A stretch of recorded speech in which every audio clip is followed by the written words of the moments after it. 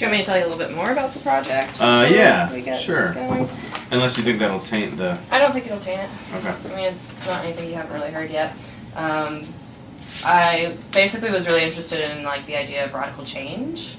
Oh, right. Yeah, and paradigm shifts and stuff, and so I really wanted to ask that question of people here in the art school and kind of do some of that exchange between art history and the studio side of things, and just I'm asking a really kind of broad question related to that, and so basically I have kind of defined it using a quote from that reading that we did.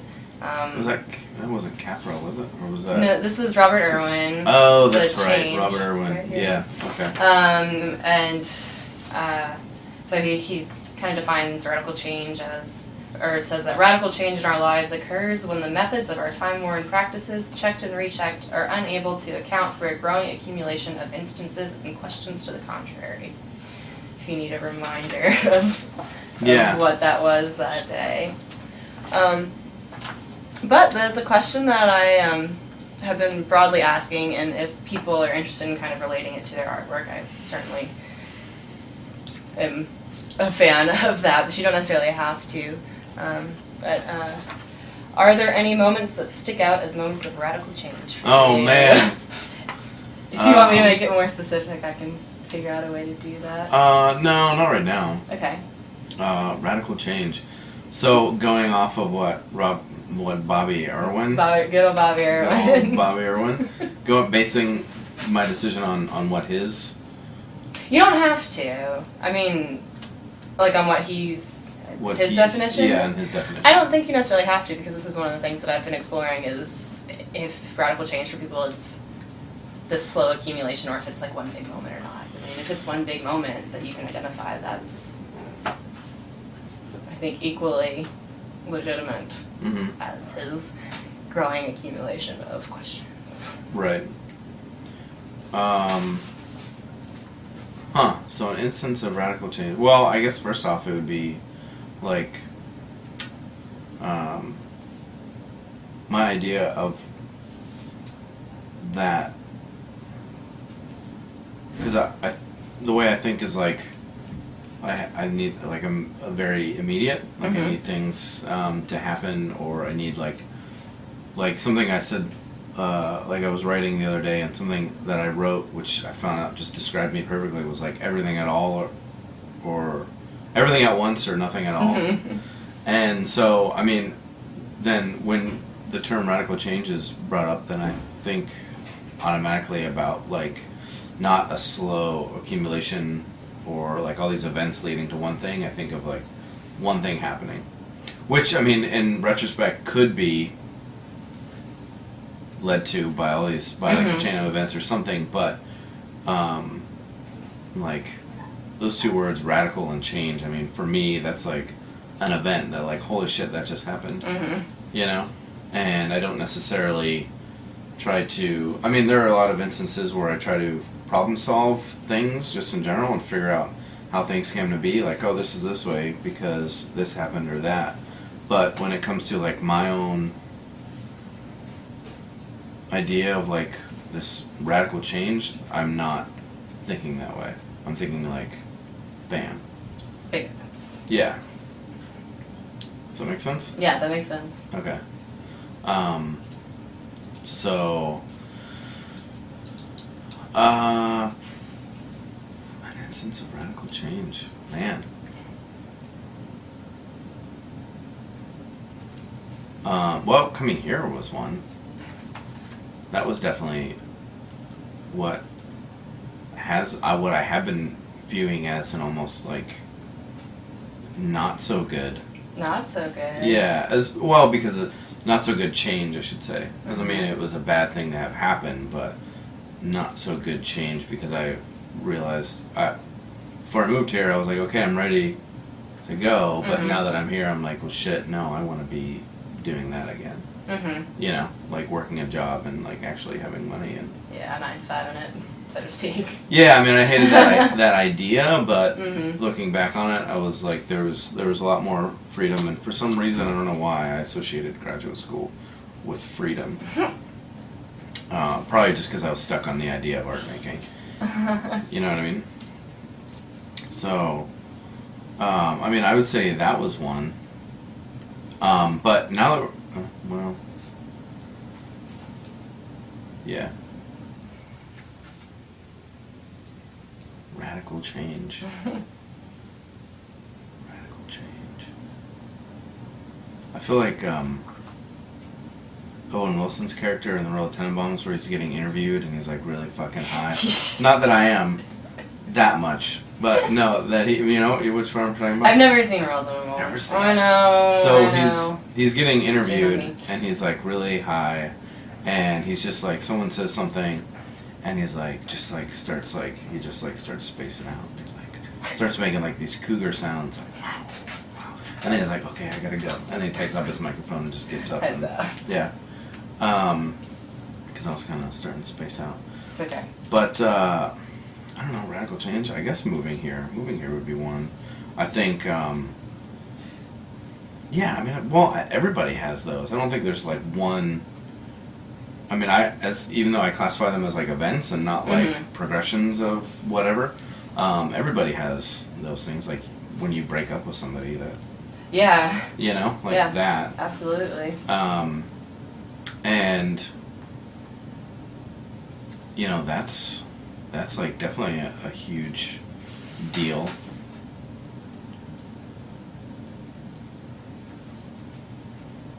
What are you trying to?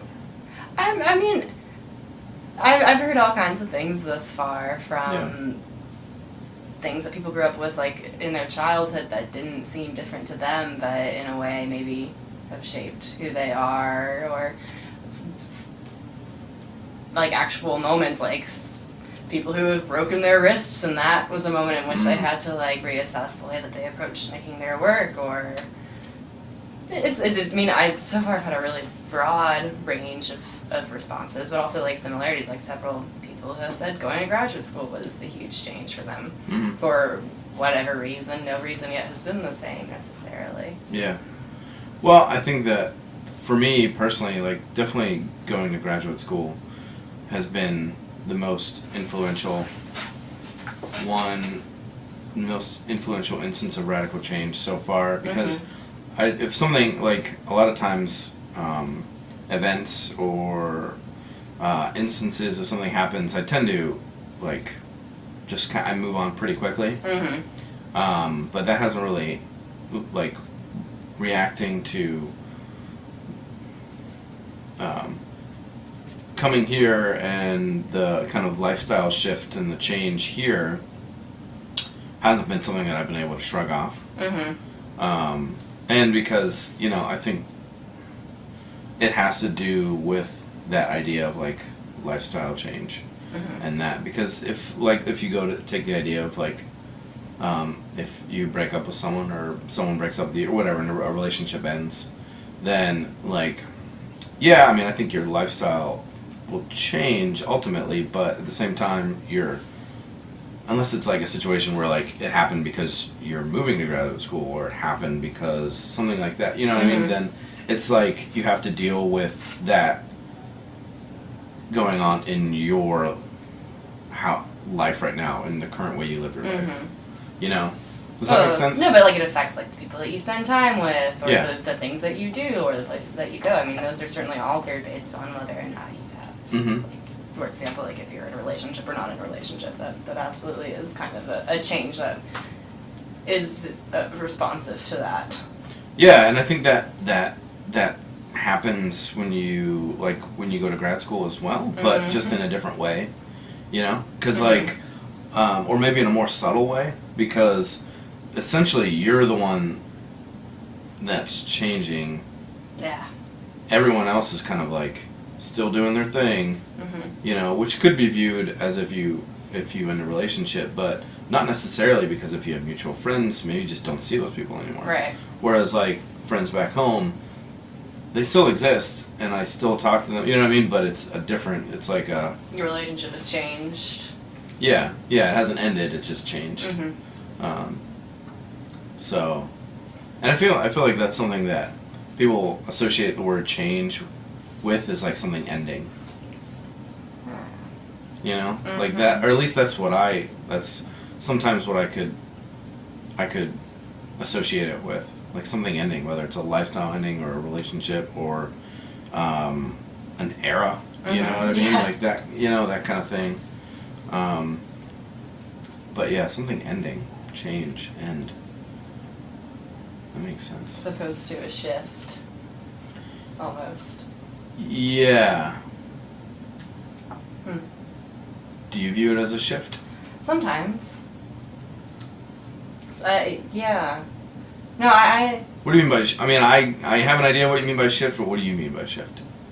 think by shift I mean that, like, you still acknowledge the ties to what was there before, and Mhm. that in some ways they're still present but in a different format, and so it's not that there's like a gap almost even between the two things, or a door that's been closed. There's just this kind of like movement towards, I see. and you're still you're still a little bit in the territory of where you were before, but you've moved on to a different space as well. Mm-hmm. But I mean, I think it could totally be an end too. I've just never really thought about it that way. Yeah. I think that's like the part of me that's like that legitimizes it as an end is the part of me that has the need for like immediacy. Mm-hmm. You know? So I almost don't want to acknowledge that something's still kind of the same, but maybe it's got to change a little bit more, or it has been changing, or it's growing, or whatever. Then maybe that's my like reason to say, okay, that's it, done. Done. Going to the next thing. Yeah. I don't know. Maybe that's kind of immature, but I think that's. And we all have our ways of like dealing with things Yeah, and exactly. dealing with change, and the way that we cope mentally. Mm-hmm. So I think that we all just kind of approach it in a different way. It doesn't necessarily mean it's not the right way to do it. It's Yeah. just our way of doing it. What about paradigm shift? That's the way I think of it. I think of radical change as a paradigm shift. It's because your paradigm it's your reality, it's what you're living in, it's your truth in that moment, and then all of a sudden when it shifts, that is no longer the case. You're in a different situation, you're in a different place, you have to reassess everything. You're in a different Or reality. Not everything, you're in a different reality. Like, your paradigm is it is your reality, and your reality is not a constant thing. And I like what Robert Aaron has to say about how we constantly ignore the fact that there is change going on around us and that we're moving towards these shifts, and we try to ignore that. Yeah. Hey. Hey, What's up? no, you going to the Indigo thing tonight? No. I won't have time. Okay. How about you? I can't. I wish I could, but I have somewhere else I have to be. Okay. See you guys. See ya.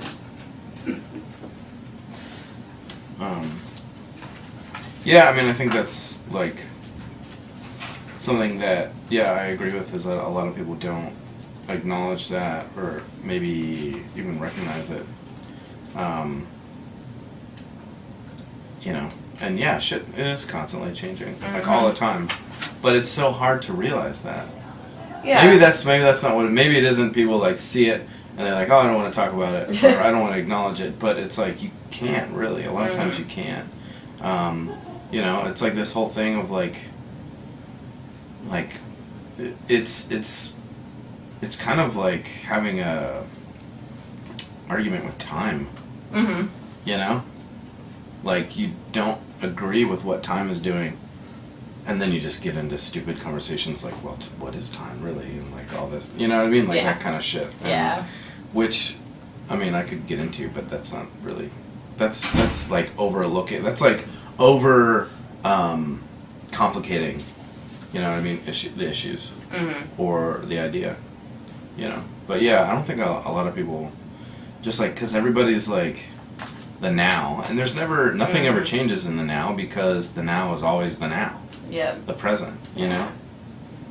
Is that redundant or is that? No, make that sense? makes a lot of sense. Yeah.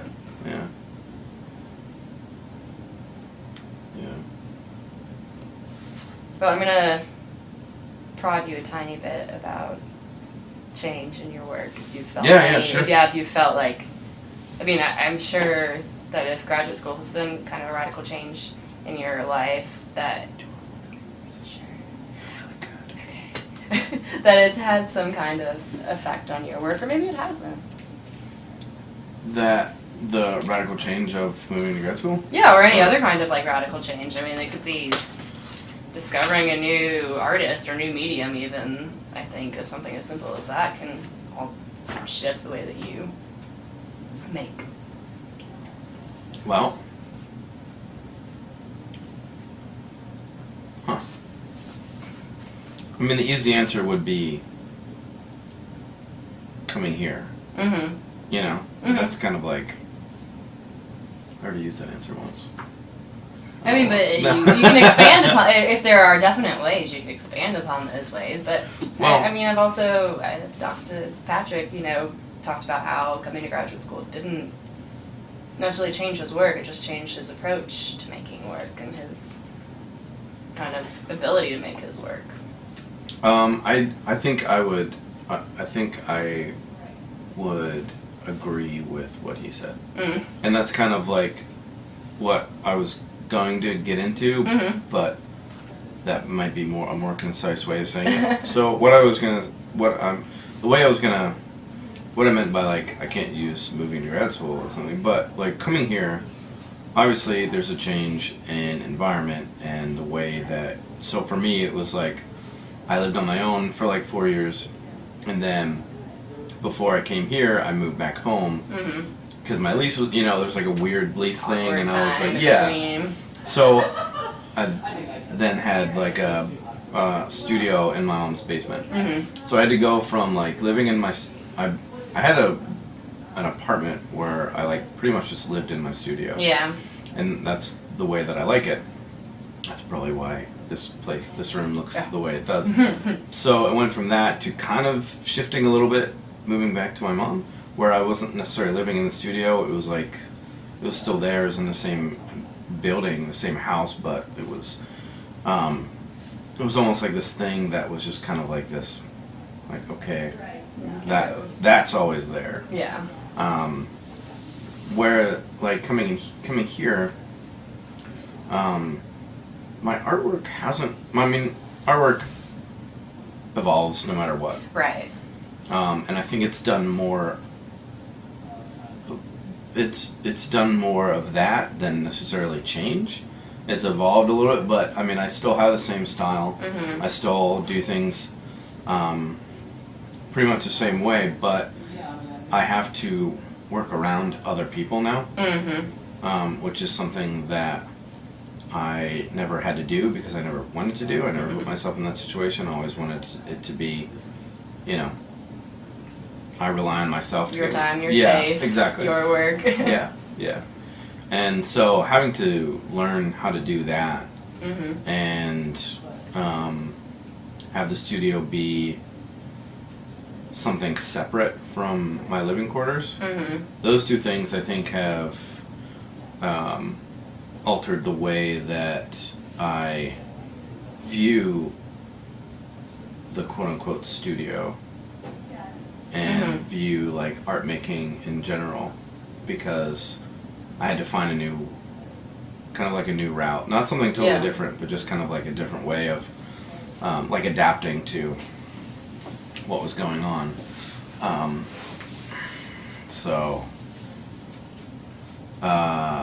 But I think currently there's something going on as far as like a lot of my artwork for a really long time has been like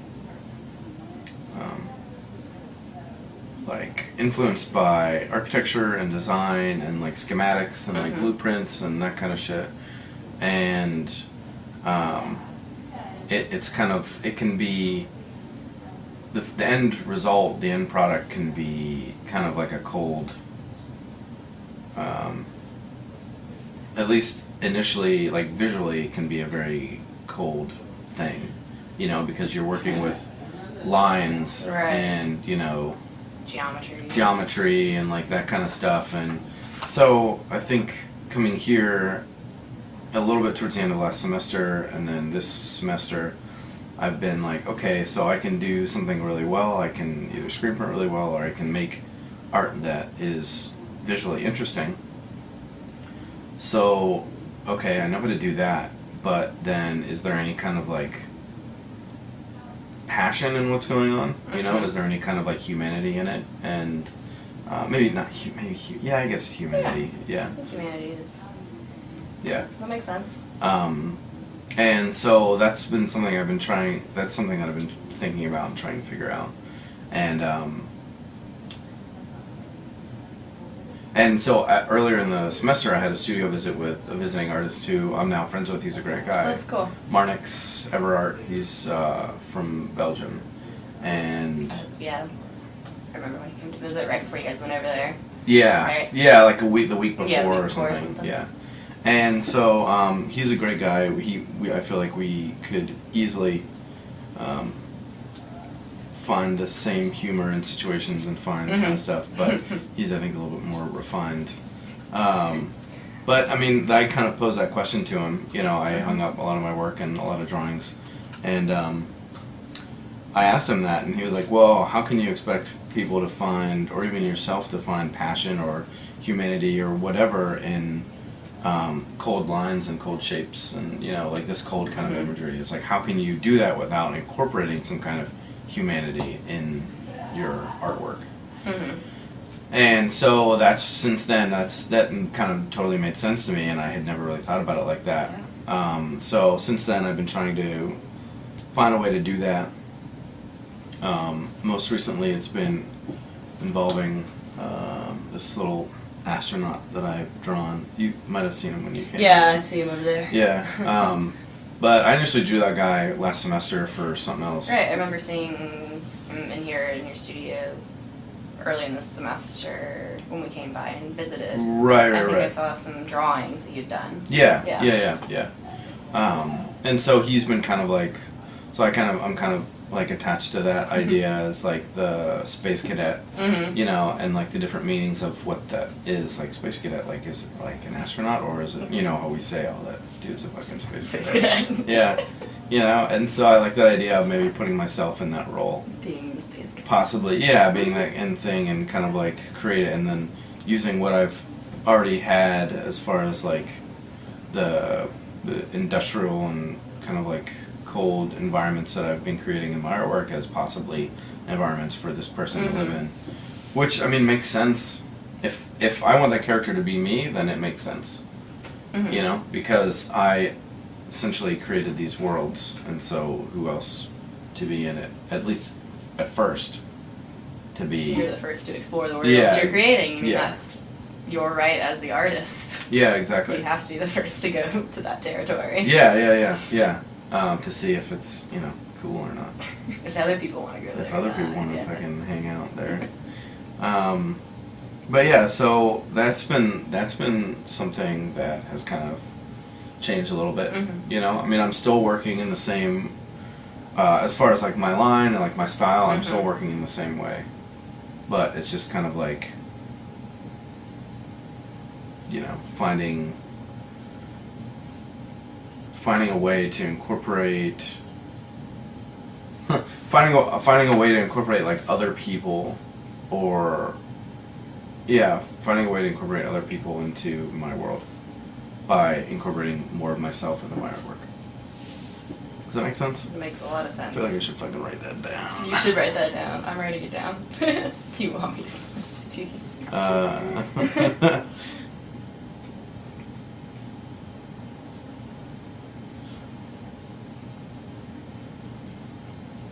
No, I think that makes a lot of sense, and I think that's a really interesting place to be in, and I'm curious to see where you I know, right? go with it, what you find. I think, well, that's, and I was gonna email you guys, because next week I have the project space, Oh. and so I was, pretty much just gonna hang up everything that I've done since I moved here. Yeah. Like sketches and finished stuff and whatever, and so I wanted to kind of get you guys, at least one or two of you, especially like you and Linnea. I like you guys, so I think, you know. Yeah. Not that I don't like the other people, but I feel like I have a better feel to like where you guys are coming from. Yeah. And so see if you guys had time to stop in there. Yeah, absolutely. Love to come by and Yeah, that'd be cool. check it out, especially after hearing a little bit about where you're at. Yeah, yeah. If you want to share a couple images with me, I want to put up some of the work.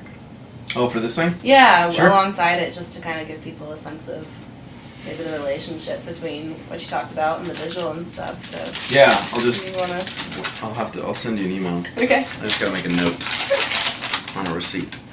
That's what it does. Cool. Any last thoughts or questions or? I don't think so. I mean, do you have any more questions? I don't think so. I think that pretty well covers it. Did I make myself sound like even more of an idiot? No, not at all. Not in the least bit. No one sounded like an idiot yet at any point through these things. Well, that's Suppose it's always a possibility, but I doubt that it no. I will don't happen. think so. I think it's just different perspectives and thoughts Yeah. and stuff. So Yeah, totally. yeah. Yeah. I think it'll be cool once I get everything all up there and together. So you're gonna present it like as different individuals? This is part of like your presentation, or this is part of the full- end the product. total, the end product. The end product for sure. I mean, I'll show probably part of that in process. I think I'm gonna do a WordPress site. Oh, okay, After cool. Lots of trial and error in the past 12 hours, 24 hours with formats and Oh, layouts and stuff. I'm not particularly technologically savvy beyond like the basics. I've been avoiding that So- because I gotta like update my website, and the best way for me to do that is just to like create another website. Yeah. So I don't have to fucking deal with what's there. So Mm. I been thinking about using WordPress or something. Yeah, I've used Tumblr for a long time. Yeah. And I don't like the way that everything looks, and it was a little, because it's so simple, like I wasn't able to do the video and then include the images all in one post, which I really want each person to have their own holistic post. Yeah. Um, Makes sense. and I think it's a little bit more accessible and a little cleaner with the WordPress layout that I found. So that's probably how I'll do it. But I think I'm gonna just talk about some of the trends and interesting things that I've found out throughout this process, Mhm. and just the differences too. I mean, there are trends and there are also like really radically different things from person to person. Yeah. So I mean, it's a different kind of project, and I'm not sure how she's gonna grade me on it. I have but no for me, fucking clue how I have she's no gonna- idea. But like for me, it's just a way to really like get to know artists and how they think and how they work, and Mm-hmm. get I to know think people that's- and put myself out there and like learn how to ask questions. Do a lot of the kind of question and answer type things that one normally would in terms of how would you ask criticism, how do you engage in conversation with people who make art, and so this is part of my learning process. That's cool. That's For a good that, way to yeah. incorporate into like. A body of information on what people are doing at the Lamar Dodd School of Art in 2014, kind of. Yeah, totally. I mean, I Yeah. think it's a rich resource and it goes untapped on both sides.